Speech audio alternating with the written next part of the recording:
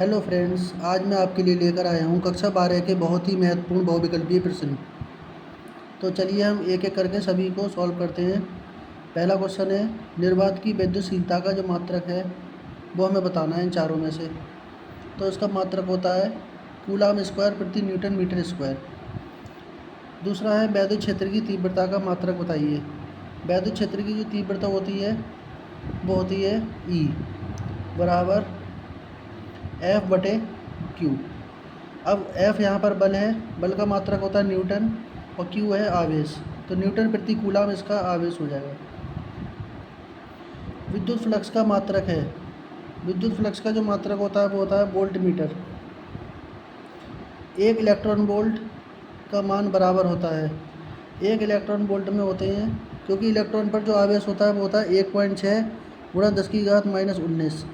तो ये option correct हो जाएगा। विद्युत विभव का मात्रक है विभव, विभव का जो फॉर्मूला होता है वो होता है V बराबर W बटे क्यू।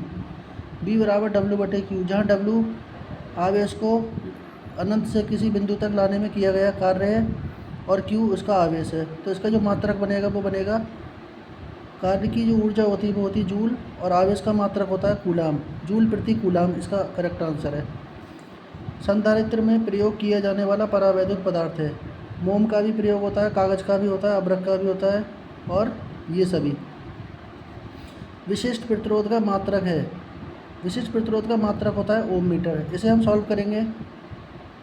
विशिष्ट प्रतिरोध को हम लिखते हैं रो, रो बराबर होता है आर ए बटे एल। यहाँ पर आर है प्रतिरोध, प्रतिरोध का मात्रक होता है ओम, ए है यहाँ पर क्षेत्रफल, क्षेत्रफल को हम लिखते हैं मीटर स्क्वायर से, बटे लंबाई जो है, लंबाई को हम नापते हैं मीटर में, मीटर से मीटर को हम कैंसिल कर सकते हैं, तो इसका आंसर आ जाएगा ओम मीटर। तो ओम मीटर 12 इसका ऑप्शन करेक्ट है। अगला क्वेश्चन है, यदि किसी तार की लंबाई खींचकर 2 गुनी कर दी जाए तो नया प्रतिरोध कितना होगा। नया प्रतिरोध 4R हो जाएगा। 1 किलोवाट घंटा, जिसे हम बोलते हैं 1 यूनिट, किसका मात्रक है। ये मात्रक है वैद्युत ऊर्जा का। एक क्वेश्चन इसमें से बनता है कि 1 किलोवाट घंटा में कितने जूल होते हैं। 1 किलोवाट घंटा में होते हैं 3.6 गुणा 10⁶ जूल। किरचॉफ का पहला नियम किस सिद्धांत पर आधारित है। आवेश संरक्षण के सिद्धांत पर। चुंबकीय क्षेत्र का मात्रक होता है, चुंबकीय क्षेत्र को सबसे पहले हम लिखेंगे फाई बराबर बी ए से। यहाँ पर फाई इसका फ्लक्स है, बी चुंबकीय क्षेत्र, और ए इसका क्षेत्रफल है। यदि हमें बी की वैल्यू निकालनी है तो हम लिखेंगे फाई बटे ए। यहाँ पर फाई चुंबकीय फ्लक्स है, इसका मात्रक होता है वेबर, और ए यहाँ पर क्षेत्रफल है, तो इसका क्षेत्रफल का मात्रक होगा मीटर स्क्वायर। अतः चुंबकीय क्षेत्र का जो मात्रक है वो बना वेबर प्रति मीटर स्क्वायर। ये ऑप्शन करेक्ट हो जाएगा। चुंबकीय क्षेत्र के समांतर चाल से गतिमान आवेश क्यू पर लगने वाला बल होगा, शून्य बल लगेगा। अगला क्वेश्चन है, किसी एक समान चुंबकीय क्षेत्र में एक इलेक्ट्रॉन क्षेत्र के लंबवत प्रवेश करता है तो इलेक्ट्रॉन का पथ किस प्रकार का होगा। इलेक्ट्रॉन का पथ होगा वृत्ताकार। चुंबकीय फ्लक्स घनत्व का मात्रक है, चुंबकीय फ्लक्स घनत्व का मात्रक टेस्ला, वेबर प्रति मीटर, न्यूटन प्रति एम्पियर मीटर, ये सभी। तो देखिए चुंबकीय फ्लक्स घनत्व होता है, उसके ये सभी मात्रक होते हैं, तो हम यहाँ पर ए सभी पर टिक लगाएंगे। लेंज का नियम किस राशि के संरक्षण पर आधारित है। तो लेंज का नियम ऊर्जा संरक्षण के सिद्धांत पर आधारित है। अगला क्वेश्चन है, 1/√μ0ε0 का मात्रक है। देखिए बहुत ही इंपॉर्टेंट क्वेश्चन है, क्वेश्चन नंबर 16 और 18, ये दोनों क्वेश्चन एक जैसे ही हैं।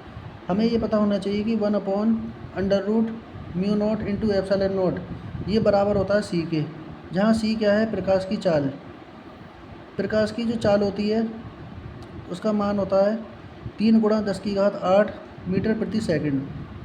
अब यहाँ से इस क्वेश्चन से हमें 2 वैल्यू प्राप्त हो जाएंगी। एक तो हमें प्रकाश की चाल का मात्रक पता चल जाएगा, तो मात्रक मीटर प्रति सेकंड है, तो इसका मीटर प्रति सेकंड वाला ऑप्शन करेक्ट है। इसी तरह से यदि हम इसी क्वेश्चन की सहायता से इसे देखें, μ0ε0 की पावर -1/2 का मान क्या है। यदि हम इस अंडर रूट को पावर के रूप में लिखें तो इसे हम लिखेंगे 1/2, और 1 बटे कोई भी पावर है उसका चिन्ह ऊपर जाके माइनस हो जाएगा, उसकी वैल्यू भी सी के बराबर होगी। तो सी की जो वैल्यू होती है वो होती है 3 × 10⁸ मीटर प्रति सेकंड। ये ऑप्शन करेक्ट है। सबसे अधिक आवृत्ति की विद्युत चुम्बकीय तरंगें हैं।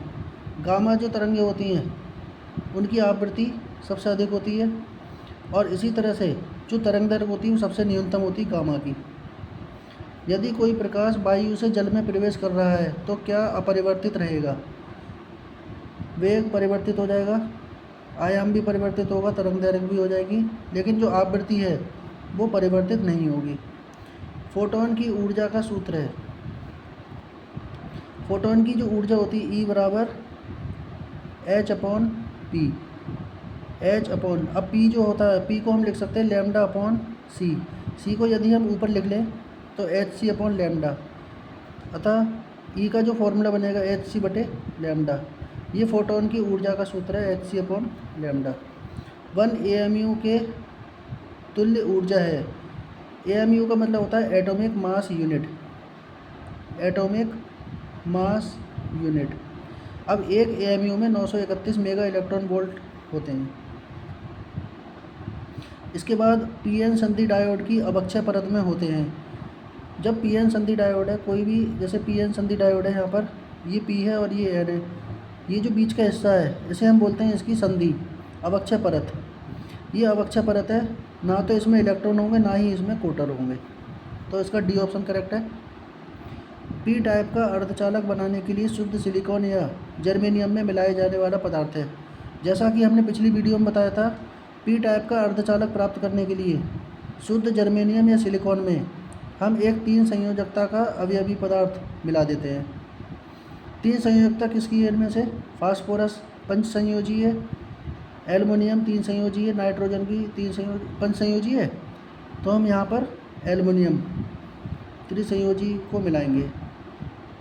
दोस्तों वीडियो कैसी लगी लाइक और कमेंट करके ज़रूर बताना। धन्यवाद।